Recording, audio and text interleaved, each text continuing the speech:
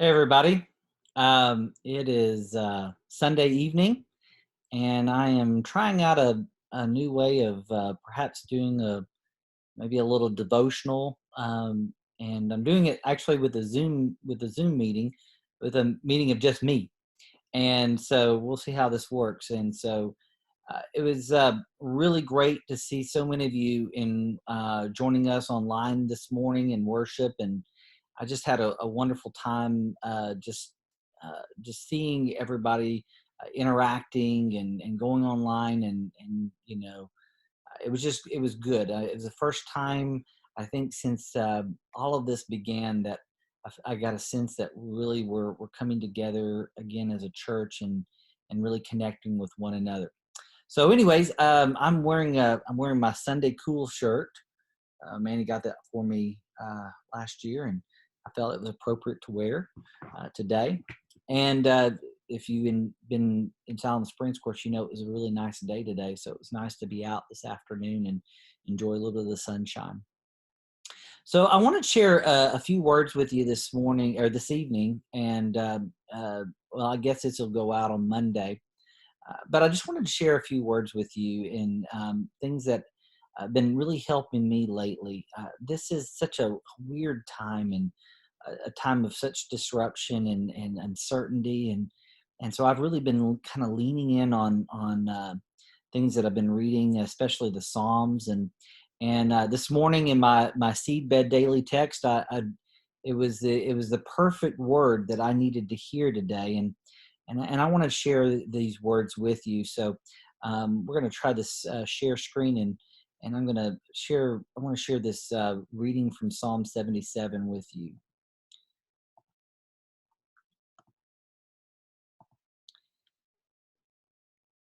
Oh, we'll see if that works.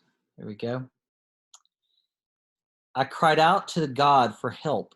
I cried out to God to hear me. When I was in distress, I sought the Lord at night, and I stretched out my untiring hands, and I would not be comforted. I remembered you, God, and I groaned. I meditated, and my spirit grew faint. You kept my eyes from closing. I was too troubled to speak. I thought about the former days, the years of long ago. I remembered my songs in the night, and my heart meditated, and my spirit asked, will the Lord reject me forever? Will he never show us his favor again? Has his unfailing love vanquished forever? Has his promise failed for all time? Has God forgotten to be merciful? Has he in anger withheld his compassion? Then I thought, to this I will appeal, the years when the Most High stretched out his right hand. I will remember the deeds of the Lord. Yes, I will remember your miracles of long ago. I will consider all your works and meditate on all your mighty deeds. Your ways, God, are holy. What God is as great as our God? You are holy who performs miracles. You display your power among the peoples. With your mighty arm, you redeemed your people, the descendants of Jacob and Joseph. The waters saw you, God. The waters saw you and writhed. The very depths were convulsed. The clouds poured down water. The heavens resounded with thunder. Your arrows flashed back and forth. Your thunder was heard in the whirlwind. Your lightning lit up the world. The earth trembled and quaked. Your path led through the sea, your way through the mighty waters, though your footprints were not seen. You led your people like a flock by the hand of Moses and Aaron. So, as I was reading these words, they gave me a bit of comfort, and I wanted to share a few words that Timothy Tennant says in here. I really like this. He says, Psalm 77 is a great example of how singing the Psalms takes on a journey. Asaph, as we have seen, is not afraid to raise some very troubling, poignant questions that inevitably surface the journey of life. Has God forgotten me? Has his loving kindness ceased? Have his promises come to end? Has he forgotten to be gracious? Has he withdrawn his compassion from me? When faced with these kind of questions and the sleeplessness and agony of that the first part of the psalm depicts, a choice is laid before us. Are we going to lose faith and turn away from God? Or are we going to reaffirm our faith by remembering and trusting who God is in spite of what we are feeling? This is the journey the psalmist takes us through, a choice determined remembrance of God's mighty acts that renews faith and brings that beautiful assurance in verse 19. Your path led through the sea, your way through the mighty waters, though your footprints were not seen. I think what particularly I find compelling about this is that I think it speaks a lot to the situation we find ourselves in. You know, if you're like all of us right now, we're many of us are sitting at home. We're wondering, when will this end? You know, just this evening, it was announced that the CDC guidelines would be extended till April 30th for the entire country. And so we keep wondering to ourselves, when will this end? When can we get back to normal? When will life resume what the way it was? And I don't know. And I don't think really anybody knows. But that doesn't mean that we can't rely on God in these times of uncertainty. I think it's important, especially for us to do that.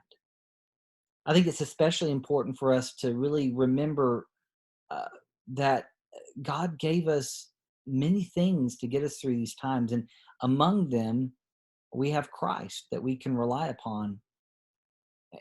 And as the church, we can rely upon one another. I think in times when we find ourselves physically distant from one another, I think it's especially important that we take the extra effort to be the church, to help one another, to look out for one another, to check in on each other. Uh, the ways that God is going to work to assure us and to give us a sense of peace and during this difficult time and chaos is to do it as a people. You know, Moses and Aaron didn't lead the people out of Egypt by himself. He did it with the Holy Spirit going before him. But he also did it in the congregation of the faithful. And let's not make any um, let's not pretend that it was easy. I mean, all you have to do is read scripture to know that the folks were wanting to go back to Egypt constantly during this because of the doubt and the uncertainty they found themselves in. And I think we can feel that way, especially during times like these.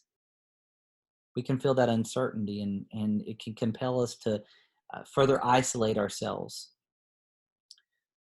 But this is especially the time when we need to be the church, when we need to reach out to one another and to make sure everybody's okay.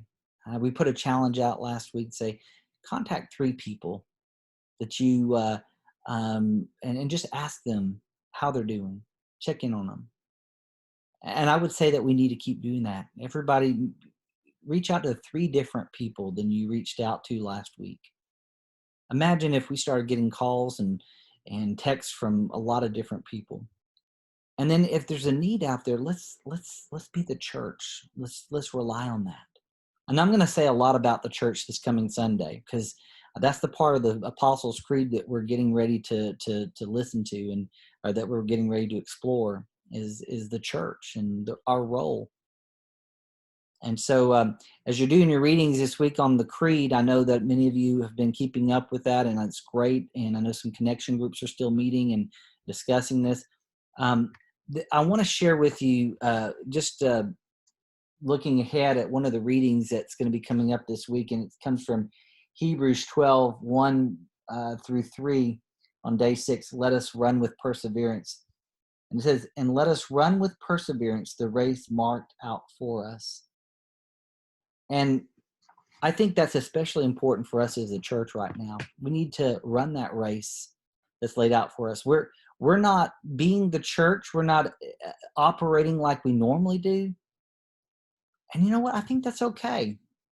I think sometimes a little bit of disruption helps us to get a little more creative. Like the very fact that I'm doing this devotional in this way. It helps us to get a little bit more creative. and figuring out how to stay connected to one another and how to reach out and to be the church. We're doing worship in a new way, and while it's not the way that any of us prefer, well, there might be a few of you who prefer like this, staying in your pajamas all day. But for the vast majority, it's different, and it's disorienting. And I think, but I think there's room for that. I think in life, we need that from time to time to kind of help us to be innovative and creative. So I want to leave you with a little video that I saw this morning as I was getting ready for worship this morning, and to join everybody online. And I was watching Good Morning America, and they showed this video of this guy who was bound and determined to run the race that was set before him. He was training for a marathon. He was going to run a marathon. Well, marathon got canceled, but he was still going to run his marathon. So he ran around his backyard over 1,000 times to get in his 26.2 miles. I want to share this video to you. I just think it was so cute. And I think it speaks to the innovative and creative nature of how sometimes we just have to run the race that's set before us, even if it's not the race we were planning to run.